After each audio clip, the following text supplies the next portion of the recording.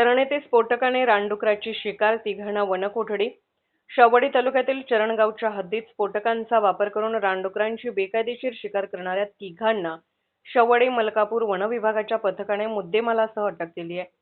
अटक केलेल्यांमध्ये साहिल उर्फ कार्तिक अशोक लाड 23 राहणार चरण, युवराज उर्फ ज्योतिराम विठ्ठल पाटील वय 46 आणि विजय उर्फ राजू भगवान नायकवडे वय 47 राहणार सावर्डे तर्फे सातवे तालुका पन्हाळा यांचा समावेश आहे.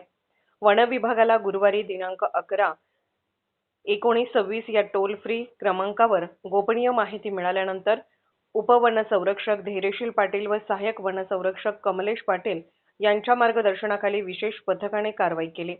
चौकशीत संशयितांनी गुन्ह्याची कबुली दिली. त्यांच्या घरातून रानडुकराचा सुळादात, सुरा, गॅस शेगडी, 12 जिवंत स्फोटक गोळ्या, 3 मोबाईल संच असा मोठा मुद्देमाल जप्त झाला. शनिवार दिनांक 14 त्यांना शावडी मलकापूर प्रथम वर्ग न्यायालयात हजर केले असता न्यायालयाने 4 दिवसाची वनकोठडी सुनावली. या प्रकरणात आणखी काही जण सामील असल्याचा संशय असून तपास सुरू आहे. वन विभागाने नागरिकांना आवाहन केले आहे की अशा बेकायदेशीर शिकारीची माहिती तातडीने 1926 या टोल फ्री क्रमांकावर द्यावी.